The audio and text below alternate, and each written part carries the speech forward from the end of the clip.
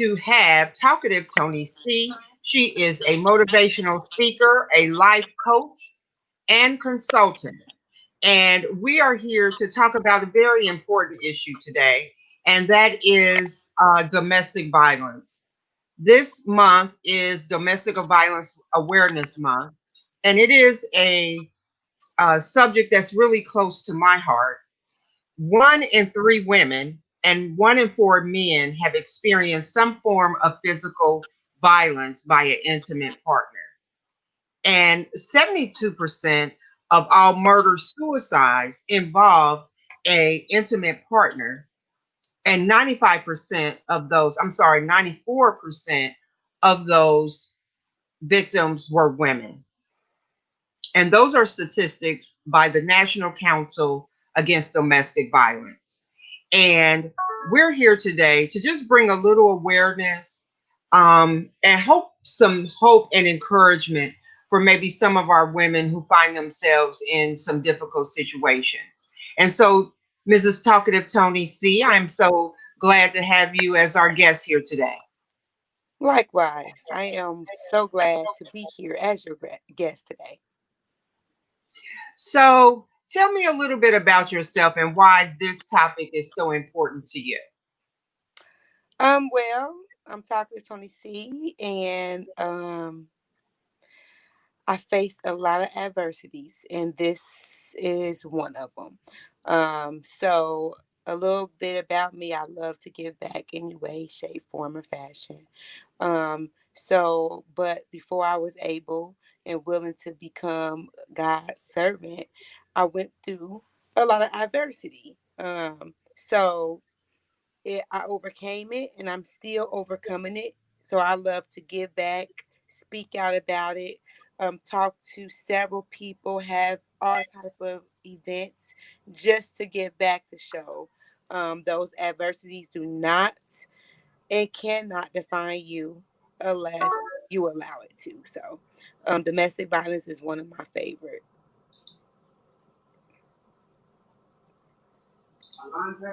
And why is that so important to you? I know for me myself, um, I have experienced some domestic violence when I was a young person as well. And I think the thing that really kind of hit home for me was I had a friend who was actually murdered by her kid's father, and left 3 kids. And um, it was a really sad time. Just thankful her children had, grandparents and support systems to really help them through this difficult time. But one of the statistics talks about just how important, with domestic violence, children who have witnessed that themselves or have been a part of that tend to suffer mental illness, and a lot of other traumas in their life. And so that's why I think it's important for us as women to be honest and let other women know that if they find themselves in these difficult situations, it's not necessarily their fault, and they can overcome it and get through it. I totally agree.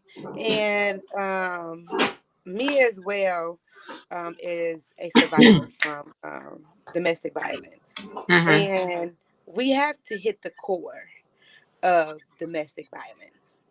And the core is, sometimes we get the children be a cycle, be a recycling of what you done got brought up to. I mean, what you was raised into, what you saw as growing up. Even nowadays that you can get um young ladies that look up to the other ladies that maybe have everything, but they get abused, but they don't care because they have everything, if that makes sense. And to the younger, they like, hey, I want that. So maybe that's the way it has to be. But it's to get to it is to get to the core just as well as anything, and the core is to stop it at a young age. Allow your children, or the young children coming up, to see that how it hurts. No matter how much you get wine and dine, it hurts. And don't make no excuses for it. It wasn't hard because I was raised in an abusive household, verbally, mentally, and physically. Yes. And I vowed to myself at a young age that I wasn't going to become it. But as I got older, I gradually became my environment that I grew up in. But I didn't acknowledge it and didn't recognize it. So I would sit next to maybe a female that was like, "Oh my goodness, this guy just stole on me," or "My man just did it." I'm like, "Oh, what? That couldn't be me," but it was me. See, I wasn't convinced. I was like literally, um, I guess I transitioned my mind to comparison. Comparing others. So it was like, well, it wasn't that bad. So maybe I'm not in an abusive relationship. Oh, well.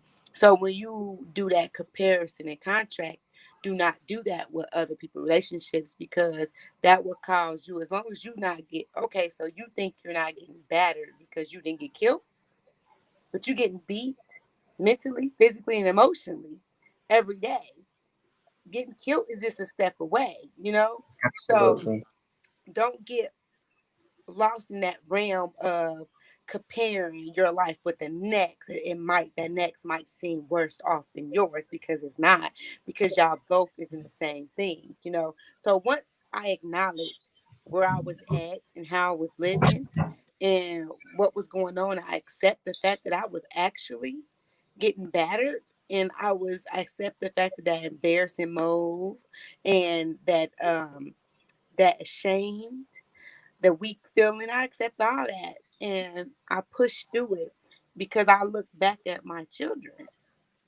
So, do I want my children to go through the same thing as me? Do I want them to make the excuse?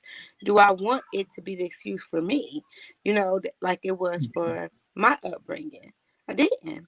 So, you have to find a purpose greater than yours to fight Mm, enough to get out those mm. situations, because what was greater than mine is my children, because I would kill someone if they put their hands on my child.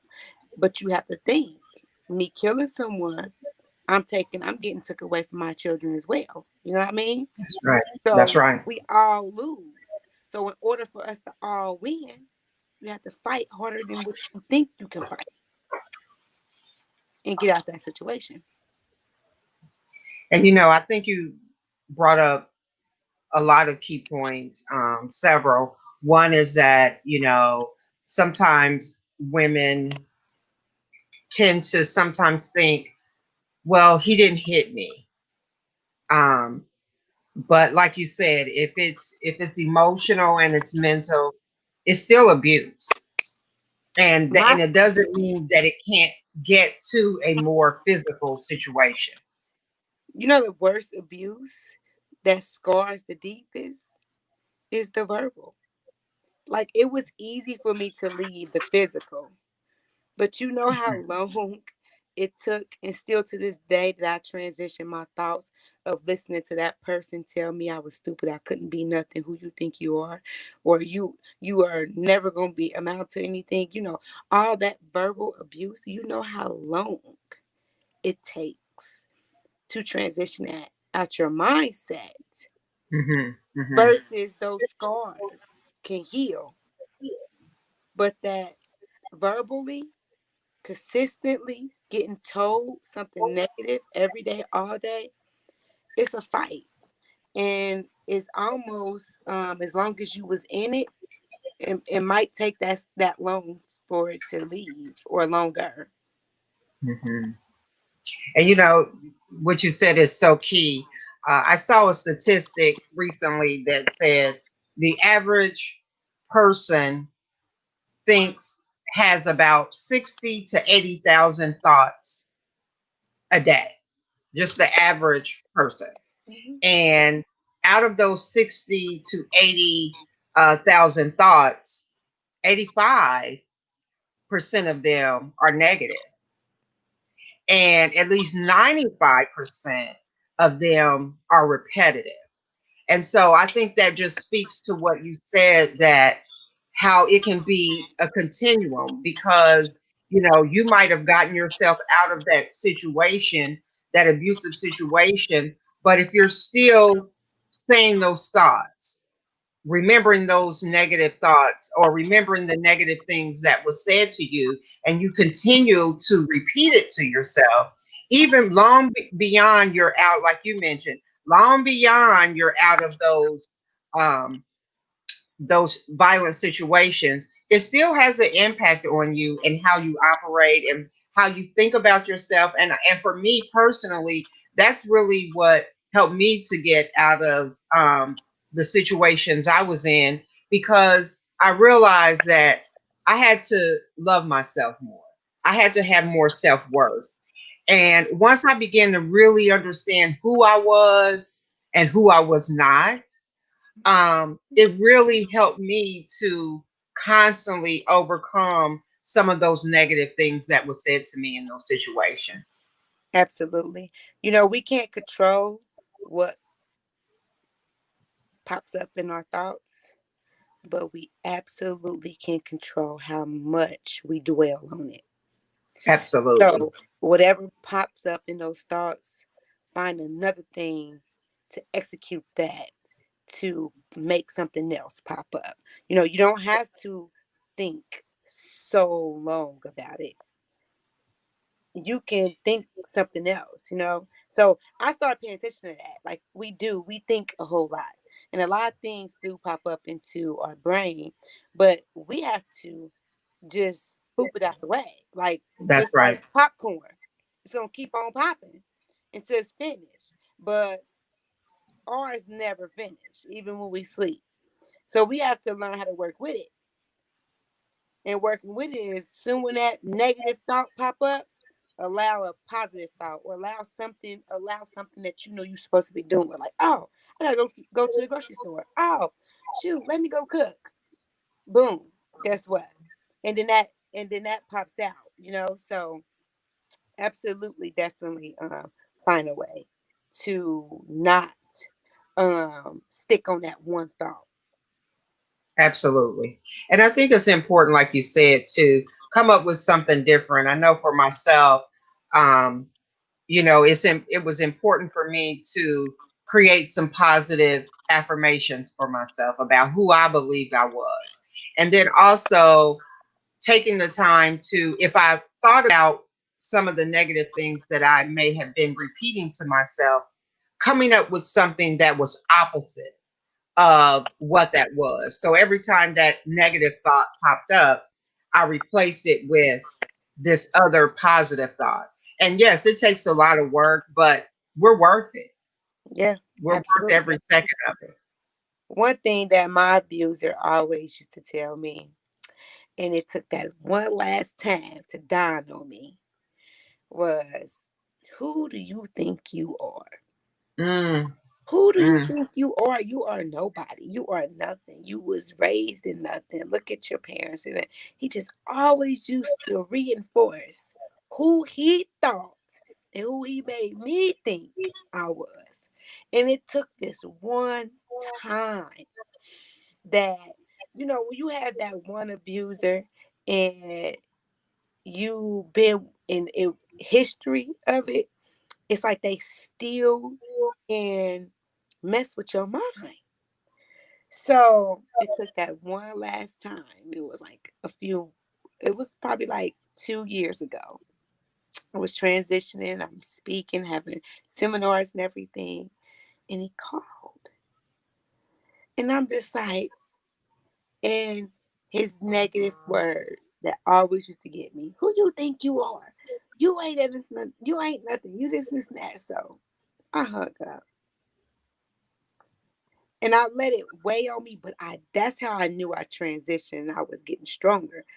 And I was believing what I know, God know who I am. So hmm and reinforcing that in me, that I didn't huddle over it for so long like I used to. I wasn't down and out. So I was mad, and it had me self-reflect on myself, like, dang, well, maybe I can't accomplish this. Maybe I'm not talking to Tony C.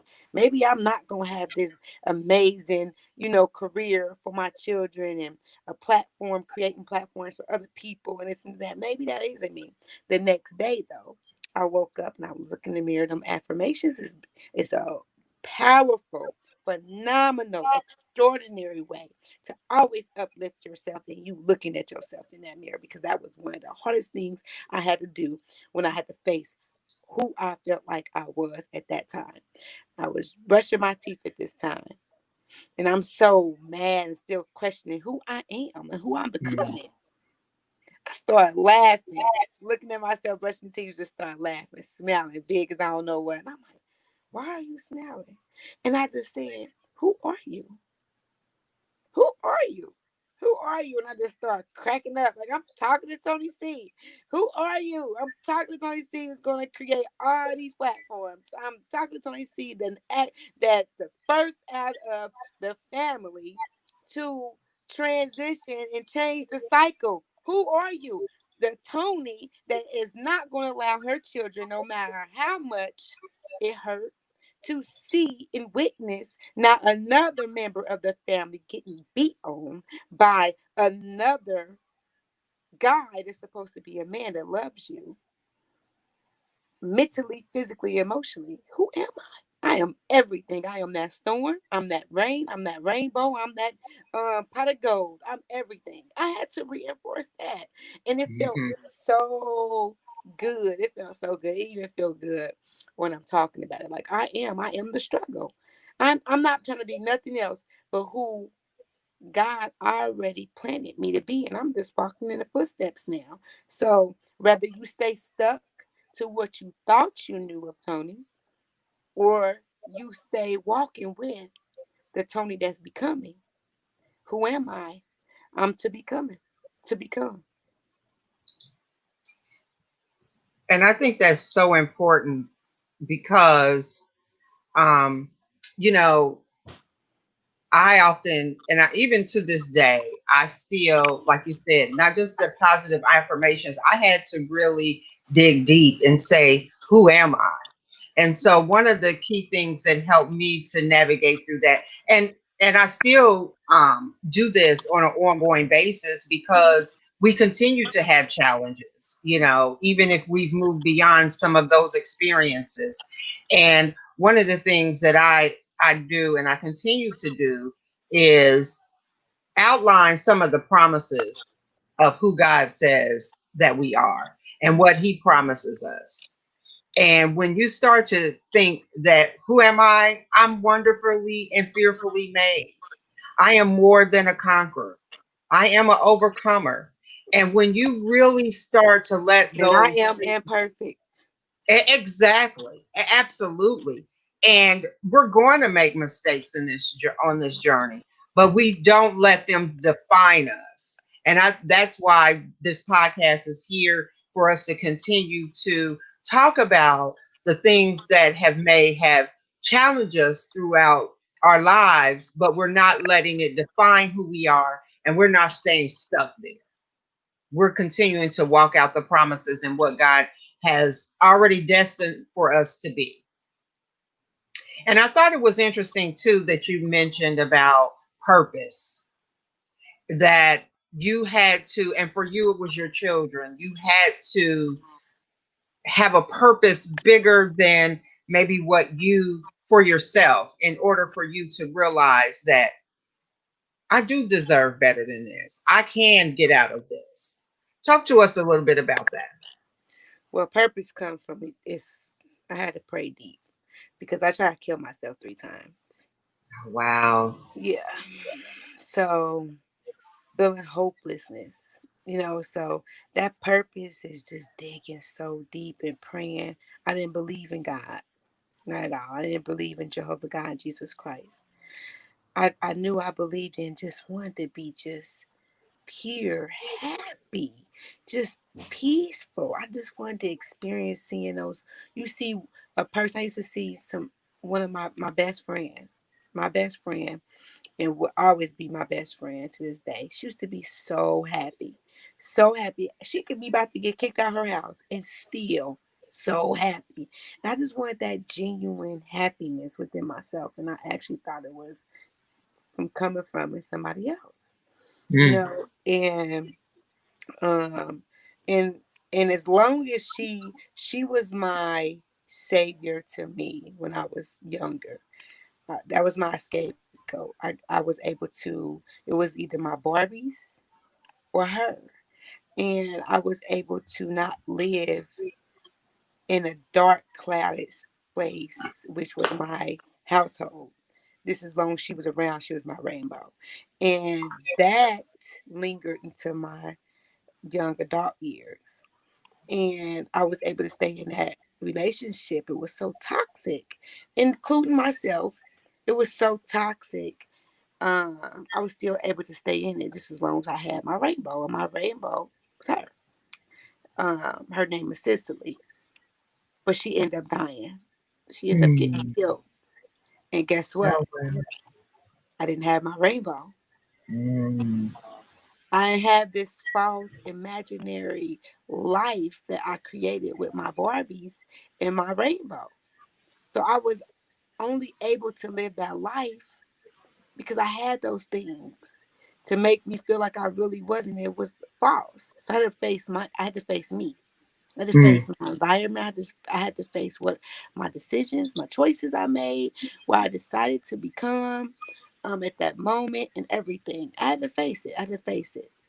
And when I faced it, it felt so overbearing. I felt like it wasn't the way out. And the only way out was to kill myself. I didn't have my best friend. I didn't have I didn't feel like I had no love, and I definitely didn't love myself. Um, so, but the purpose was I felt like I had a purpose because you try to kill yourself 3 times and you didn't go nowhere. I'm still here. What did that mean? You have a That purpose. meant God had another purpose and another plan. So at that moment, I just had to pray and figure out who Jehovah God and Jesus Christ was, and how can I be saved? How can I transition? This is hard because this is what I see every day, all day. This is what I'm used to. This is what I feel like I know, and I'm comfortable in it. Because you get comfortable in getting mistreated and lied to, and then take family pictures like y'all so happy. It's crazy. And it was like, how do I get out of this? Because I am so, so, so at a young age. Like, I am so, like, to try to kill yourself 3 times. Like, yeah. Mm. So I had to look at my kids, and I remember just saying what my mother used to tell us when we was younger. And we used to ask her, why do she stay in it? And she used to always say, it's for us. And I'm like, it's tearing us down. Wow. So I found myself using that same excuse. And when Mm. I finally heard myself, now, mind you, I said this so many times, but when I finally heard myself say it, I knew I had. See, all the bad things that he told me, yeah, he right, I was. But he forgot everything that I was good. I was never a sell. I never settle. I'm still not a settler right now. You can't pay me. I had to go to anger management class. You know what that anger management teacher tell me 101? He said, Tony, I don't see no settle in you. You don't like to settle, do you? And I don't. So you have to remind yourself of who you are. Like, I don't settle. I like wanting more. I'm always on the move. I have always been on the move since I was a kid. I love being on the move. I'm gonna stand still and Tony, this ain't you. So let's talk about what's not you instead of what the things that you was told that you're not and you can't do Mm. and what you are by other people. Let's reinvent you with you and God and not from what somebody else or somebody else's image of you. Let's paint your own image. And that's what we began to do. And it wasn't easy, not whatsoever. It wasn't. It took years. It wasn't easy. It was not easy. And then and you get to seeing that it's not only from a spouse. It was the company you kept around that was toxic. It was the environment that you was entering into that was toxic. And it might sometimes be your own family that's toxic. Mm. And mine was one that was the one that was bigger than than just a spouse. It was my family, that was way more toxic. But you don't start getting revealed this until you start revealing things to yourself and allow yourself to think differently, to see yourself differently, and to expect more. Like, no, I'm not gonna accept that anymore. No, that's not what I am. That's not what I'm about. I might accepted that yesterday, but today, no. And we have to understand that we are, because we lose this. The imperfect, we're not perfect. So when people transition, they try to be perfect, you're not perfect. So then when you make a mistake, you be down on yourself. And embrace that you're not imperfect. So you have the ability to push restart. You can push restart button as much as possible because you are on this earth imperfectly human, but you are trying to become more. That's why I always speak on it's not how you start, it's how you finish. The starting point is what creates and starts your picture. Your ending, your finish point is that you keep moving and you keep going because your image is never going to stop. Your painting will never get stopped getting painted until you die. Mm. That was just so powerful because I think that's so true. Sometimes when we allow ourselves to be in abusive situations, sometimes we start to accept it in other relationships in our lives because we're just not aware of it. But once you become aware of those patterns, then I think, and like you said, and being aware of it is the first key in order to do that. I wanted to ask you, I can't believe our time is almost up. I wanted to ask you for that woman or that man who is in a abusive situation, or maybe they, like you said, you did not necessarily think you were in an abusive situation. So, talk to me about what are some signs, in your opinion, that that we might need to be aware of that you can share with maybe young woman or a man who maybe make them to start to become aware of maybe this is not the most healthy situation to be in. Aggressiveness, just definitely negative. I'm gonna say this real quick and very blunt. You cannot change no one but yourself. Don't even try. No one but yourself. By changing you will help others change. So if a person not supporting you, not uplifting you, and vice versa, those are signs. There's no way that you should be in a relationship that your support isn't getting valued. You not getting valued. Loving yourself. One of my clients, and I would end with this, asked me one day, and in the first time somebody ever asked me, and it tripped me up too. How do I know how I'm supposed to get loved if I never got taught how to love? Like how do I know what's real love if I never even Hmm. experienced real love? Absolutely. And that was deep to me. So we'll It leave you with is. that question. But I'm gonna give you the answer some to, and then you can start recognizing it. You know how you want to be. You know what makes you happy, right? You know what makes you feel that little bubbly feeling inside. You remember that imagination that you created when you was younger. It's still there because you're still young. You know how you want to be treated and how you want to feel. You know that feeling. That's your love. So whether you ever got taught that, because I didn't, but I know what would make me smile genuinely. We think money, but money is everywhere. You know. So hold on to what you know in your inside and do not compromise it nor negotiate it. You know, that's your love. Hold on to it because that would get, you would manifest that. Don't change it up for nothing or nobody. And pray on it. I'm a big prayer warrior. Yes, prayer definitely works for sure. Well, Mrs. Toni, Talkative Toni, this has been a wonderful conversation. I always love chatting with you and getting some of your wisdom and insight. Tell us what's in store for you. I know that COVID has made us all have to pivot and do some things differently and move a little differently. What are some things that we can look forward to from Talkative Tony C? Just tapping into these youth. More seminars, praying for more clients, but tapping into the youth. Okay. And how can individuals get in touch with you? Facebook, Talking to Tony C.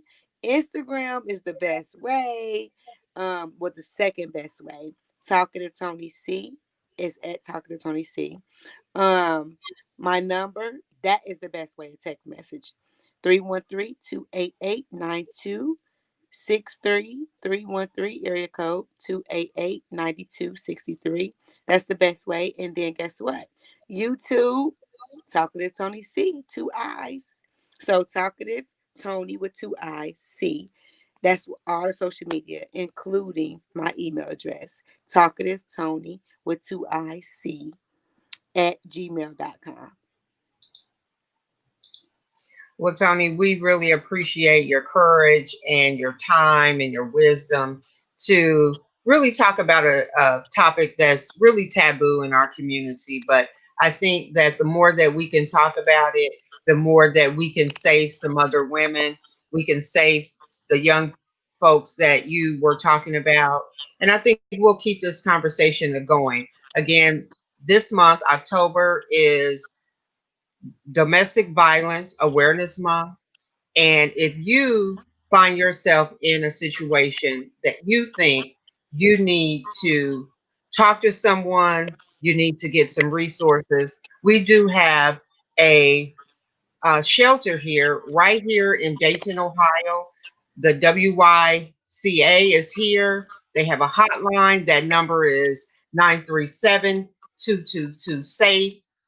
And we encourage you to talk to them, talk to someone, reach out, and just know that you deserve the very best. You deserve to be happy, you deserve to be healthy, and you deserve to be whole.